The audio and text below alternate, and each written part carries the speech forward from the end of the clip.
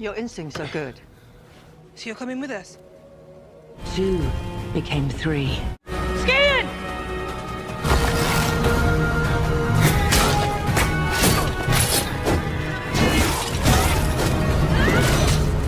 Look at them all like little bloody... Gets a wee bit jealous. The Witcher Blood Origin Season 1 episode 1. Halo guys, kembali lagi bersama kita di channel Rio Barabere yang selalu berusaha menghibur kalian pastinya. Apa kabar nih? Semoga kita semua selalu diberi kesehatan luar biasa. Amin ya robbal alamin. Pada kesempatan kali ini kita akan membawakan sebuah series berjudul The Witcher Blood Origin, sebuah prequel yang mengeksplorasi tentang penciptaan Witcher pertama di The Witcher Universe. Berlatar waktu 1200 tahun sebelum series The Witcher Geralt of Rivia yang pernah menghibur kita sebelumnya. Nah, yang belum nonton The Witcher versinya Geralt, silahkan cek playlist di deskripsi atau di channel ini, karena kita udah bahas dan udah selesain itu semua. Oke, jadi tanpa banyak basa-basi lagi, mari kita simak bersama semua alur ceritanya. And check this out.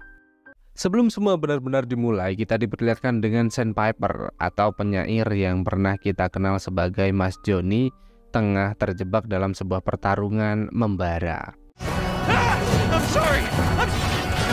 No! No! No!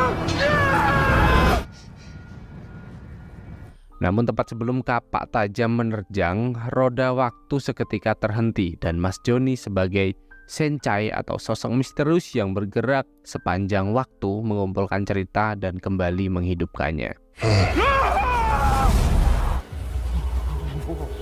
Tentu Johnny merasa heran dengan apa yang disampaikan, namun Sencai langsung menjelaskan bahwa ia berada di hadapannya agar tetap hidup dan dapat menyebarkan kisah 7 kesatria yang berjuang melawan kejahatan kaisar yang membawa manusia dan monster ke konjungsi kumparan.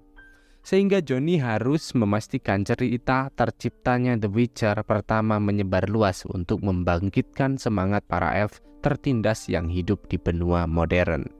Jadi 1200 tahun sebelum kedatangan manusia dan monster ke dunia, 6 orang buangan tak saling mengenal ditakdirkan bersatu untuk menjalani pencarian terjal penuh darah, yaitu Fjall, putra pemimpin klan anjing, Sethian, wanita perkasa dari suku hantu, Sathher dan Sidril, sang saudara maut, Meldov, penguasa palu pendendam, dan mereka akan dipimpin oleh seorang wanita yang akan dikenal sebagai Lark dalam catatan sejarah. Di awal film, Alvityr, putra mahkota dari Raja Darak, nekat turun ke tengah-tengah masyarakat untuk memperkenalkan diri sebagai Raja Sintrea yang baru, tanpa memperdulikan para pembunuh bayaran dari kerajaan lain yang setiap saat mengancam. Untung saja ketika hal yang ditakutkan benar-benar terjadi, klan anjing yang bertugas sebagai pelindung kerajaan selalu bertindak cepat, dan terlebih lagi dengan Fjall Stoneheart, sang kesatria terhebat yang selalu menjadi garda terdepan untuk memastikan keselamatan Lady Merwin, saudari Alvityr di sana. Dengan itu Lady Merwin langsung memanggil Fjall untuk berterima kasih atas semua perlindungan yang telah diberikan, dan bahkan berniat membalas semua itu dengan kehangatan yang akan ia berikan. Semula Fjall sempat menolak karena merasa memang sudah sepantasnya para klan anjing memastikan keamanan istana. Namun Lady Merwin sama sekali tak menggubris perkataan itu. Dah, sensor dikit nggak ngaruh.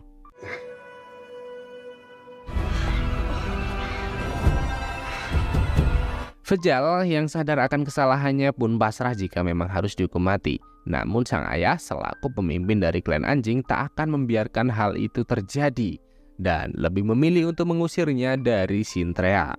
Karena melanggar sumpah sebagai pelindung kerajaan dan mencemarkan nama baik klan anjing adalah hal yang benar-benar tak dapat dimaafkan, sehingga Fjall hanya bisa pasrah menerima keputusan yang diberikan.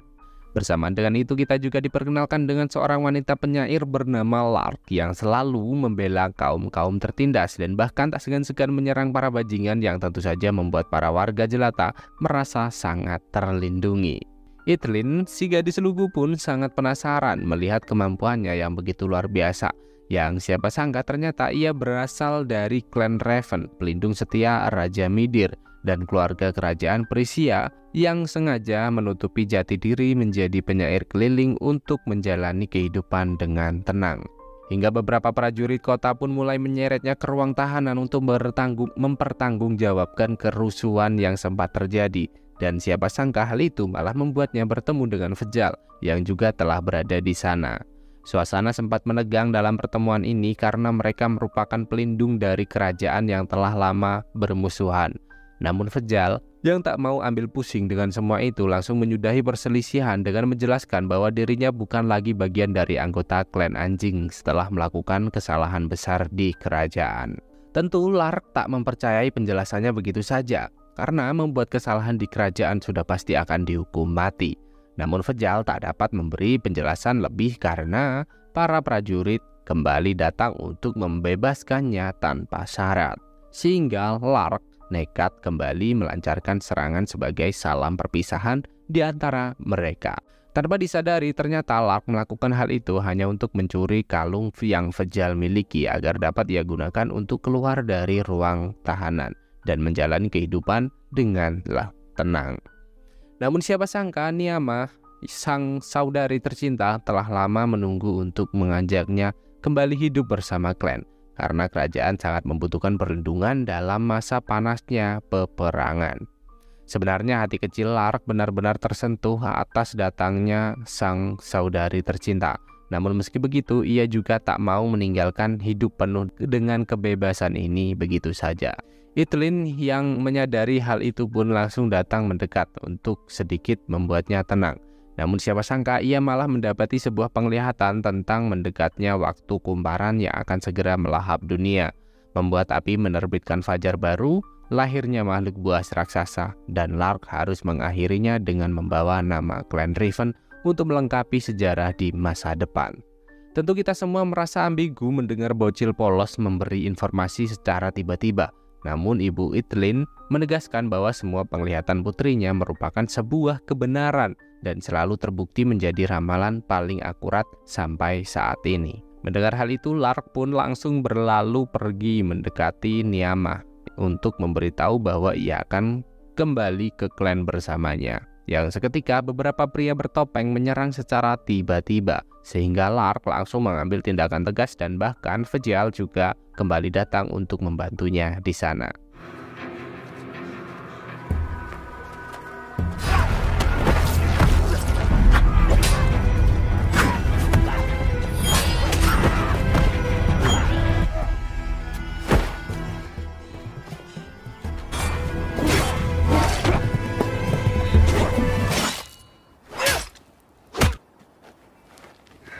Tanpa basa-basi lagi, Fejal pun meminta klan Leontin yang telah Lark curi dan berniat segera pergi meninggalkan kota ini. Namun seketika perhatian terpecah ketika menyadari manusia-manusia bertopeng itu merupakan pasukan dari Sintrea, Prisia, dan Darwin yang sengaja datang untuk membunuh mereka.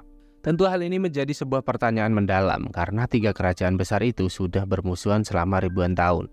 Dengan itu mereka mulai berasumsi bahwa kerajaan telah membentuk traktat perdamaian dan seseorang menginginkan semua pelindung klan dibinasakan. Sehingga Fejal merasa bahwa semua akan jauh lebih baik jika mereka terus bersama dan saling melindungi. Lain dari serunya pertemuan mereka, kita juga dibawa kembali ke Sintrea untuk mendapat penjelasan lengkap tentang dugaan Fejal dan Lark yang ternyata memang benar-benar terjadi. Karena Raja Alvitir selaku pemimpin Sintrea yang baru nekat mengundang Raja Midir, King of Prisia, dan Ratu Nera, Queen of Darwin untuk membentuk traktat perdamaian dengan menawarkan Lady Merwin terhadap Raja Midir dan juga akan memberi Ratu Nera sebuah tambang raksasa untuk menghentikan peperangan di antara mereka yang telah berlangsung selama ribuan tahun. Hingga di tengah-tengah pertemuan ini, Lady Merwin yang tak menyetujui keputusan saudaranya pun langsung meminta Eredin, sang kesatria kerajaan, dan Sage Balor, sang ahli sihir, memulai rencana yang telah mereka siapkan. Dan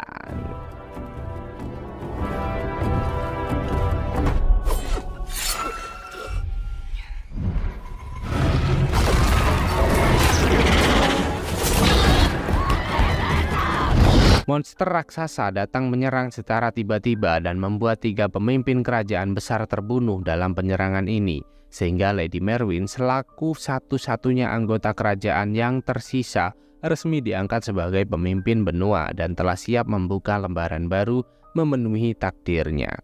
Namun siapa sangka dengan diangkatnya Lady Merwin sebagai penguasa, Sagi Balor dan Eredin yang ternyata mempunyai rencana lain bertindak semakin nekat dengan membangun tiang-tiang besar monolit untuk menaklukkan dunia.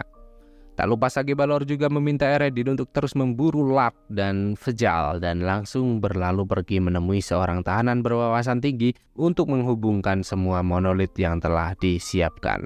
Karena ternyata Sagi Balor telah lama meminta bantuan terhadap Chaos untuk menguasai dunia dan bahkan juga berjanji akan memberikan apapun demi mendapat penghormatan seperti apa yang ia inginkan selama ini. Seiring berjalannya waktu, Lark dan Fjall mulai memutuskan untuk membawa Fjall pergi ke sebuah tempat melewati ribuan kilometer hijaunya rumput tetangga, menemui Sechian sang dewa pedang dari suku setan yang sempat memberinya pelatihan untuk meminta bantuan. Hingga setelah panjangnya perjalanan yang terlewati, mereka benar-benar berhasil tiba di titik lokasi.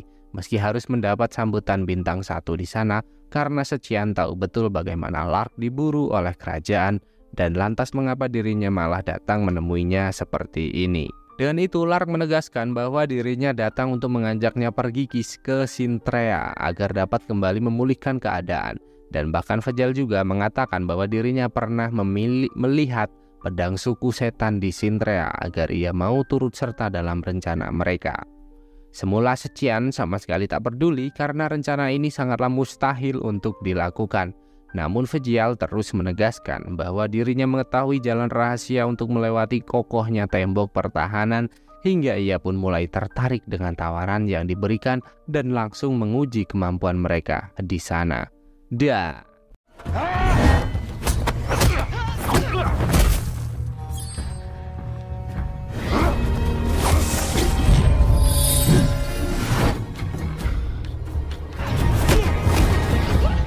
Your instincts are good. So you're coming with us? 2 became 3. The Witcher Blood Origin Season 1 Episode 2. Tepat dalam perjalanan Sechian, Fjall, dan Lark ke Sintrea, perhatian kita difokuskan dengan wanita kurcaci bengis bernama Meldovs yang tengah mencari para elf di wilayah yang ia tinggali sebagai bentuk perlawanan atas kekaisarannya saat ini. Meski kedatangannya sempat diabaikan begitu saja, namun Meldovs sama sekali tak peduli.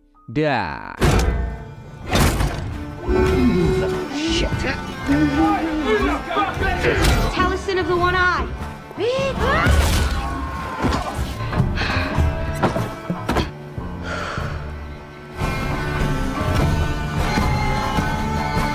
Di sisi lain, Eredin juga mulai merasa cemas setelah mendengar kabar tentang sebagian wilayah utara dan selatan yang masih menolak kekaisaran emas, sehingga sangat berimbas terhadap suplai bahan pangan yang istana butuhkan.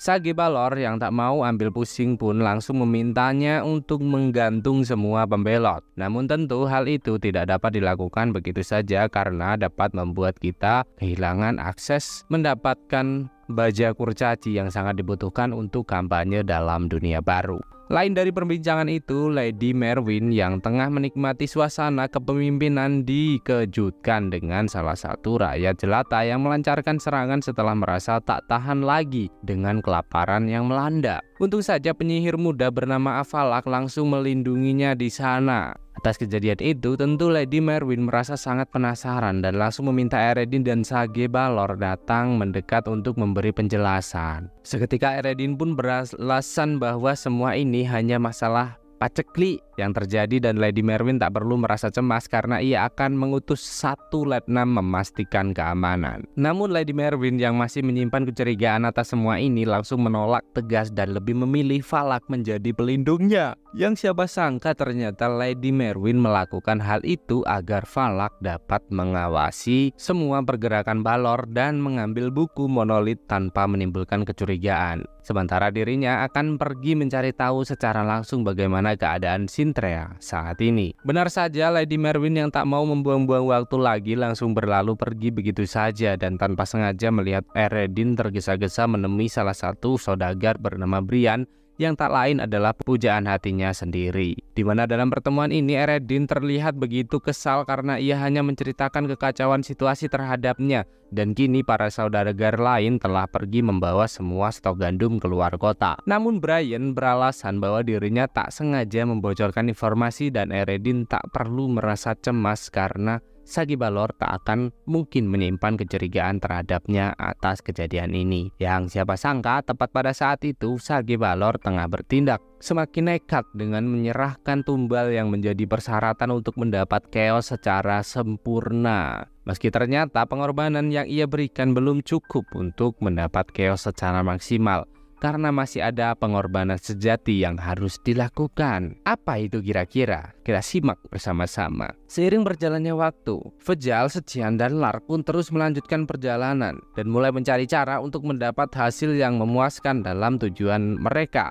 Yang seketika Sejian menegaskan bahwa mereka harus segera mendapat uang dalam jumlah besar untuk membentuk pasukan. Karena kita hanya seperti butiran debu jika tanpa kekuatan tambahan. Dengan itu, Sejian yang tak mau basa-basi lagi pun langsung membawa mereka ke perbankan wilayah setempat untuk memulai penjarahan.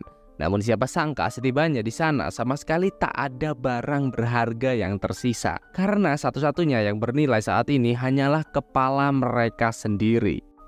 Seketika para prajurit yang telah mengetahui kedatangan mereka langsung mengepung setiap sudut tempat sehingga mereka harus berjuang keras mempertahankan diri.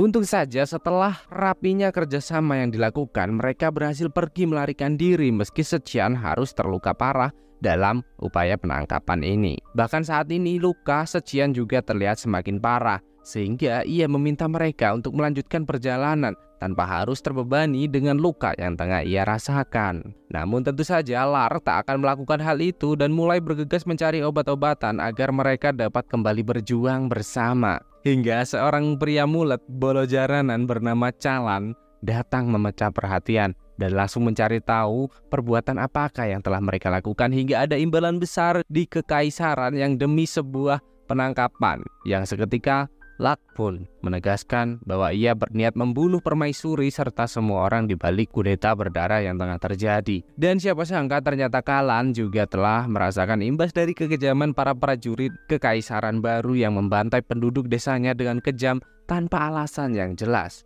Sehingga ia mengajukan diri untuk turut serta dalam petualangan yang seru ini. Namun sebelum itu Calan juga menyarankan untuk segera membawa Sejian pergi ke seorang tabib hebat yang ia kenal. Karena lukanya penuh dengan racun dan sudah pasti akan mati jika tak segera mendapat penanganan. Tentu Vejal sempat merasa ragu karena bisa saja ia telah menyiapkan perangkap yang tak pernah kita bayangkan sebelumnya. Namun Lark sama sekali tak peduli karena yang terpenting hanyalah keselamatan Sejian saat ini. Benar saja, Calan pun langsung membawa mereka ke sebuah rawa berkabut dan berpesan agar terus menerobos apapun yang berusaha menghadap.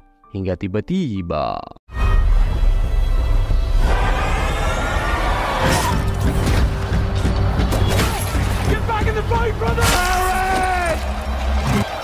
Vejal langsung berada di tengah peperangan besar yang telah membuat saudara-saudaranya terbunuh dan ditelan kegelapan sebagai bentuk dari rasa penyesalan. Tepat pada saat itu, Lark juga terbawa ke sebuah dimensi untuk melihat saudari dan anggota klannya telah mati terbunuh, sehingga Lark harus berjuang membawa nama klan sebagai bentuk dari sebuah penebusan. Untung saja sebelum semakin terjebak dalam penyesalan, Vejal berhasil membuatnya tersadar dan langsung bergabung bersama Calan untuk menemui Sindril dan Zakhair, sang saudara maut yang telah menunggu kedatangan mereka. Vejal yang mengetahui keterlibatan Sindril dalam pembuatan monolit pun terlihat sangat marah. Namun seketika Zakhair langsung menegaskan bahwa hal itu sama sekali tak penting untuk diperdebatkan. mengingat kondisi Sechian yang semakin memprihatinkan. Seiring berjalannya waktu, Eredin pun terbangun dengan Lady Merwin yang telah berada di sana untuk memberi tawaran agar hubungannya dengan Brian tidak terjarak kasta yang membedakan status sosial mereka. Di mana Lady Merwin berniat mengangkat Brian menjadi duta besar perdagangan karena ia mau Balor melihat bagaimana kekaisaran dan militer bersatu untuk membuatnya tunduk, tidak mengatur banyak hal di istana seperti saat ini. Dan langkah pertama yang harus ia lakukan hanyalah membawa kembali Vegil Stoneheart untuk memberi Sintrea seorang pewaris. Jadi apakah kita sepakat? Gaskan seluruh. Tepat pada saat itu, Zakhair yang tak mau membuang-buang waktu segera membawa mereka ke tempat persembunyian untuk segera menangani Sechian. Hingga pada akhirnya kondisi Sechian berhasil kembali pulih di sana. Tak lupa Vegil yang enggan basa-basi lagi juga meminta Sindril memberi penjelasan atas apa yang tengah terjadi di Sintrea. Hingga pria hitam manis kita pun menjelaskan bahwa semula ia hanya berniat membuka gerbang monolit untuk menemukan dunia baru penuh dengan persediaan terbatas demi kelangsungan hidup para elf di masa depan. Tapi dunia yang kumasuki telah mati dan sangat gersang dan penuh para monster-monster buas yang siap menerkam setiap waktu. Sebenarnya Sindril sempat mengingatkan Sagi Balor tentang hal ini, namun Sagi Balor malah merampas kitab monolit dan mengurungnya di sebuah ruang tahanan. Hingga mantra Balor mulai mengendalikan salah satu monster, membuat dunia berkabut, dan sejak saat itulah aku bersumpah akan menghancurkan gerbang monolit walau apapun yang akan terjadi. Jadi, biang selama ini benar-benar Balor. Yes bro, kita semua tak salah mendengar. Balor memang the real Sengkuni dalam film ini. Bahkan hal itu bukan satu-satunya masalah yang patut dicemaskan. Karena gini para monolit menimbulkan koyakan antar dunia dan waktu kita hanya tinggal hitungan hari sebelum melihat dunia yang kita cintai hancur tak tersisa. Maka dari itu mereka harus segera menghancurkan gerbang monolit dan Sindril berjanji akan membawa mereka tiba di Sintrea lebih cepat dengan membuka gerbang monolit secara paksa. Tentu Vegil merasa pesimis karena sudah pasti Balor menjaga setiap gerbang yang ada, namun Sindril menegaskan bahwa si bajingan sama sekali tak mengetahui jika gerbang monolit dapat digunakan sebagai alat teleportasi. Dengan semua hal yang Sindril sampaikan saat ini, dari 4 sudah resmi menjadi 6 anggota, dan bahkan Sindril juga benar-benar langsung membawa mereka ke gerbang monolit, menghajar para penjaga untuk melanjutkan perjuangan mereka. Dan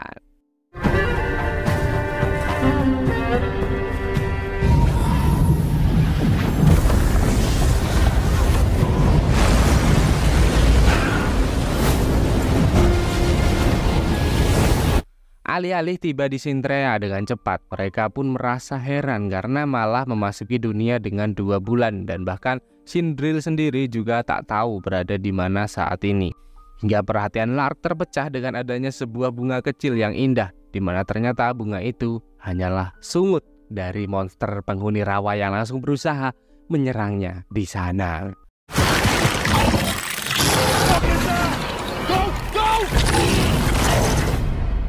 The Witcher Blood Origin Season 1 episode 3. Lark dan kawan-kawan yang tak mau mati muda pun kembali memasuki portal dimensi menyelamatkan diri.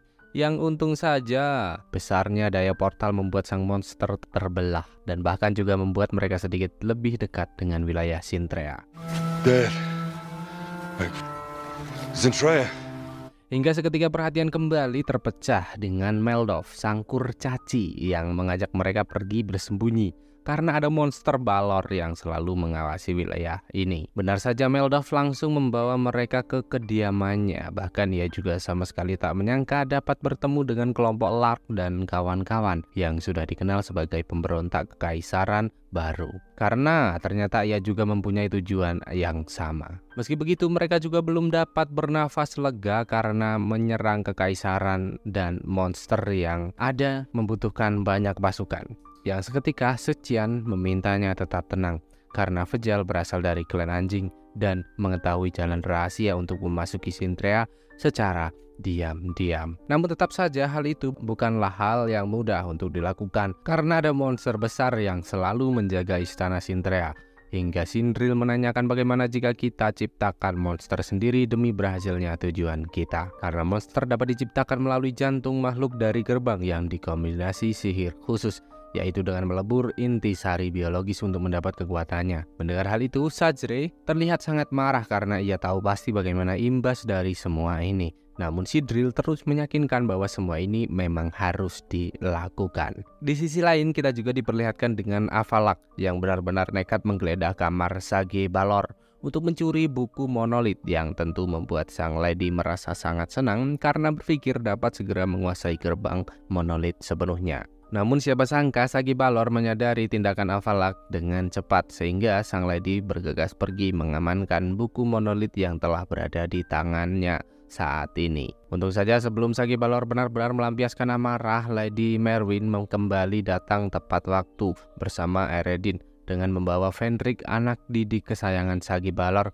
untuk memintanya menyerahkan diri, sehingga benar-benar membuatnya tak bisa berkutik lagi di sana. Hingga di keesokan harinya, Lady Merwin yang tak mau membuang-buang waktu lagi pun meminta Avalak untuk mewujudkan ambisi besarnya selama ini. Namun ketika semua proses berlangsung, Eredin menyadari bahwa mau bagaimanapun mereka tetap membutuhkan keberadaan Sage Balor untuk membuka gerbang monolit, sehingga sang lady harus bersabar atas apa yang menjadi tujuannya. Dan kini setelah banyaknya pertimbangan, Sidril pun benar-benar berniat menjalankan rencananya, dan bahkan Lark yang mengingat pesan Etlin juga merasa bahwa dirinya lah yang harus menjadi objek dalam rencana mereka. Mendengar hal itu, Zakher pun mengingatkan bahwa kemungkinan besar tindakan ini akan membuat jati diri seseorang hilang sepenuhnya. Setiap saraf, setiap urat akan rusak, remuk, redam, transformasi akan lama dan sangat menyakitkan. Namun Lark sama sekali tak peduli karena merasa semua ini adalah takdir yang harus ia jalani. Hingga Zakher pun memintanya pergi mengumpulkan beberapa rempah untuk menunjang keberhasilan upaya ini. Hingga setelah berhasil mendapat bahan-bahan yang dibutuhkan, Lark yang tak mau dinaungi kesedihan langsung mengajak mereka berpesta menikmati hangatnya malam bersama. Dan you two make it up as you go along. Meldov selaku tuan rumah pun menyiapkan semua hidangan yang ada. Namun Setien yang masih terjaga sama sekali tak mau terbuai suasana dan mulai meminta Fejial memberi penjelasan tentang jalan rahasia untuk memasuki Sintrea. Yang seketika Fejial menegaskan bahwa sebenarnya wilayah Sintrea sama sekali tak mempunyai jalan rahasia, dan sampai saat ini mereka hanya berjuang membawa keyakinan. Setien yang semula hanya mengandalkan perkataan Fejial pun merasa sangat kecewa mendengar apa yang disampaikan, hingga pada akhirnya ia berlalu pergi seperti tengah merencanakan sesuatu. Tepat pada saat itu, Meldov juga mulai membangun kedekatan bersama Chalan dengan menceritakan bagaimana asal-usul palu yang selama ini menemaninya. Hingga seketika perhatian terpecah setelah mendengar indahnya merdu suara nyanyian Lark yang benar-benar membuat mereka terbuai akan suasana. Bahkan Fejial yang telah menyiapkan perasaan mendalam mulai membawanya ke sudut malam untuk mengenang perjuangan penuh lika-liku yang pernah mereka lewati bersama. Hingga di pagi yang cerah, Lark terbangun dalam kesendirian dan mendengar raungan-raungan rasa sakit yang tak lagi dapat dibayangkan karena ternyata Fejial telah bertindak nekat meminum eliksir untuk menggantikan posisinya di sana. Lark yang merasa cemas pun langsung meminta Sidril menghentikan semua ini. Namun sialnya hal itu tak dapat dilakukan karena hanya akan membuat Fejial tewas terbunuh. Dengan itu Sidril kembali mengungkap eliksir dan Zakre juga mulai mengeluarkan seluruh kemampuan yang ada, sehingga dapat kita lihat lebih jelas bagaimana proses penciptaan Witcher pertama sebenarnya. Dan Lend me your Mother Clay!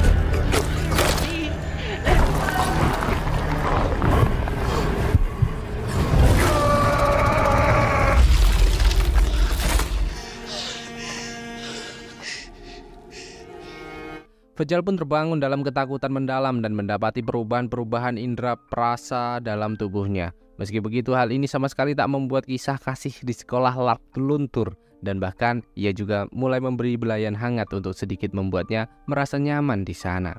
Apakah ini proses biologis atas terciptanya Geralt of Rivia? Kita tak bisa memastikannya ya guys ya, tapi kayaknya iya sih.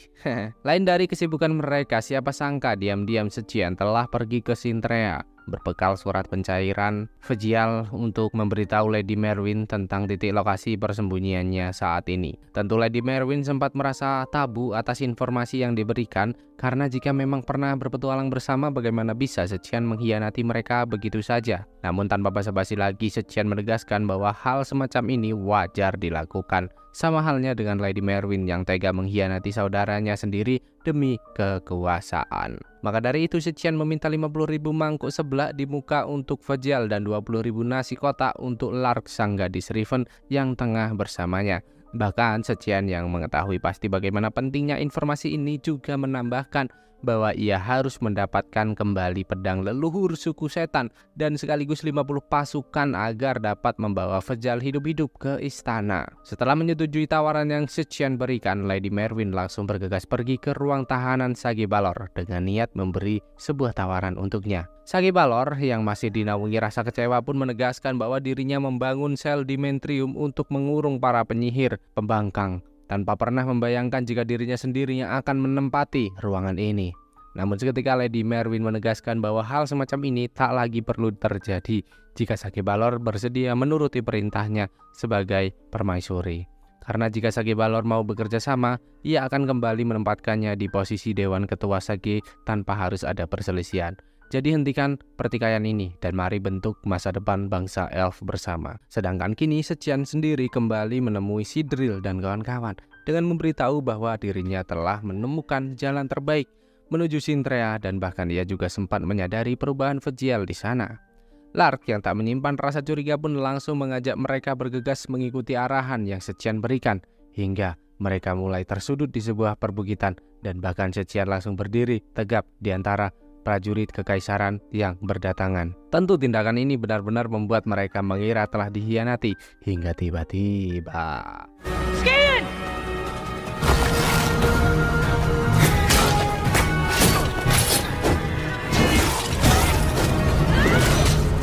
Look at them all like little bloody... Gets a wee bit jealous. Siapa sangka Zetian telah meminta Utruk, sang teman baik, untuk menurunkan pasukannya agar mereka dapat merebut baju zirah sebagai alat penyamaran dan sekaligus keberadaan Vejal yang dapat mereka gunakan untuk memasuki Sintrea tanpa hambatan. Dengan itu mereka langsung bergegas menuju Sintrea sembari membahas tugas-tugas yang harus dilakukan untuk mengakhiri semua kekacauan ini. Dan Mind asking her to avenge your elf? Are on to us. Oh, fuck up an empire. The Witcher Blood Origin Season 1 episode 4. Di dalam istana sendiri, Lady Merwin memerintahkan Eredin dan beberapa pasukannya pergi mengikuti Sagibalor memasuki gerbang monolit untuk menemukan sumber daya pangan, hingga Sagibalor benar-benar membuka portal untuk menjalankan apa yang Lady Merwin perintahkan. Dan The new golden age began. seketika mereka tiba di dunia gersang tanpa kehidupan yang tentu saja membuat Eredin merasa heran karena sama sekali tak seperti apa yang ia bayangkan sebelumnya. Namun Sagibalor sama sekali tak peduli karena ternyata kedatangannya ke tempat ini hanya untuk melanjutkan pengorbanan untuk mendapat kekuatan Chaos sejati, yaitu dengan mengorbankan Fenrik, sang gadis muda yang telah ia anggap sebagai putrinya sendiri. Seketika roh Chaos pun datang mendekat untuk mencari tahu apa yang akan ia lakukan selanjutnya. Yang seketika Sagibalor menegaskan bahwa ia akan mengambil semua hal yang seharusnya ia miliki. Let us take you where you belong.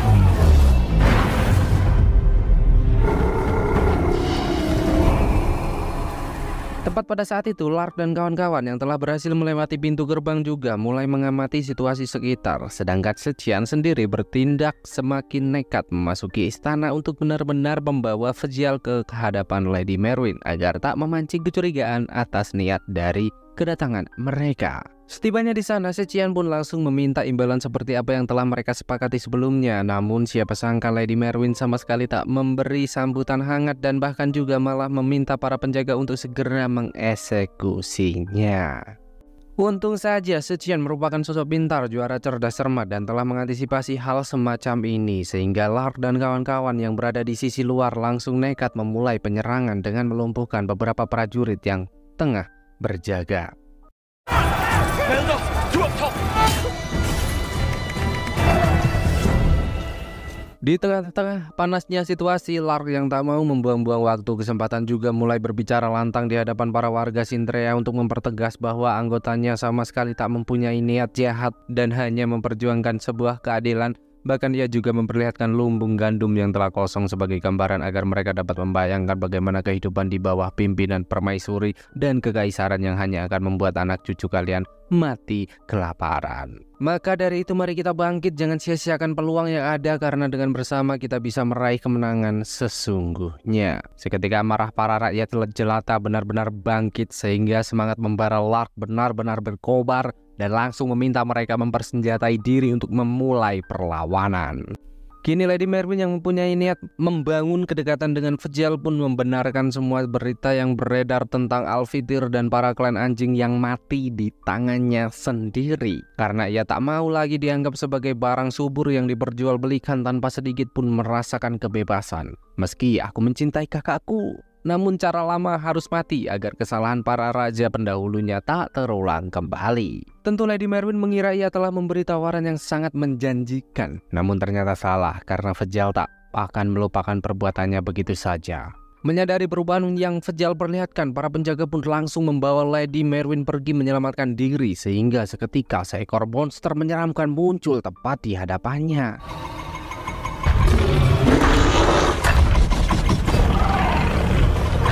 Di sisi luar, situasi juga tak kalah mencekam karena Setien yang telah berhasil melancarkan perlawanan langsung mengarahkan Seidril untuk segera menghancurkan gerbang monolit sebelum kekacauan semakin meluas. Hingga beberapa prajurit mulai menyadari keberadaan mereka sehingga jual beli serangan benar-benar tak dapat dihindarkan lagi di sana.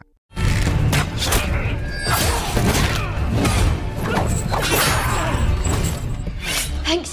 Fuck me, was it always this tough? Tepat pada saat itu, Lark yang tak sengaja melihat keberadaan Lady Merwin pun bergegas mendekatinya untuk menuntut balas. Lady Merwin yang sadar tak dapat melakukan perlawanan pun menjelaskan bahwa dirinya hanya berniat membawa kaum elf menuju kehidupan lebih baik di masa depan. Namun sekali lagi, Lark sama sekali tak peduli karena ia hanya melihat kaum-kaum tak bersalah selalu digunakan sebagai ujung pedang demi sebuah tujuan. Maka dari itu Lark yang tak mau basa-basi lagi langsung menikam Lady Merwin sebagai dua pilihan. Mati lebih lama untuk melihat semua penderitaan dengan pisau yang menancap, atau mencabut pisau dan mati dengan cepat sebagai pengecut. Sampai akhirnya ia mulai berjalan menuju singgasana menikmati setiap detik nafas terakhir sampai akhirnya tewas penuh dengan penyesalan di hadapan para penduduk Sintrea yang murka. Sedangkan Seidril dan Zakher sendiri sepertinya tak akan bisa menghancurkan monolit dengan mudah karena mereka harus menghadapi Sagibalor yang telah menguasai kekuatan Chaos sejati. Meski terus mendapat serangan bertubi-tubi, Seidril sama sekali tak mau menyerah, bahkan malah meminta Zakher menggunakan kekuatan Sagibalor untuk melakukan perlawanan dan sekaligus menghancurkan monolit yang menjadi tujuan utama mereka.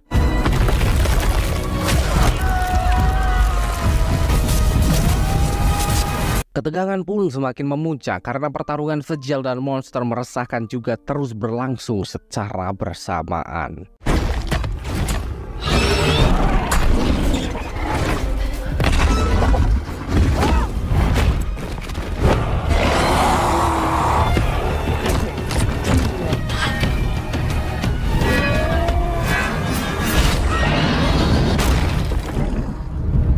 Meski monster meresahkan telah mati, namun mereka belum bernafas tenang karena amarah yang membara membuat Fjeld tak dapat dikendalikan dan bahkan Kalan juga harus menjadi korban pelampiasan di sana, disobek kayak kertas.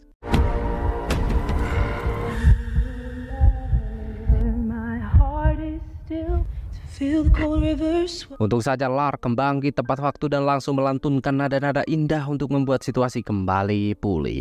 Namun sialnya Lark menyadari bahwa monster telah menguasai secara penuh sehingga ia terpaksa harus membunuh Fjeld agar tak lagi menciptakan permasalahan baru untuk mereka. Tepat pada saat itu Seidril dan Zakher juga terus berjuang mengerahkan seluruh kekuatan sampai akhirnya berhasil menggunakan kekuatan Sagibalor untuk menghancurkan obsesinya sendiri.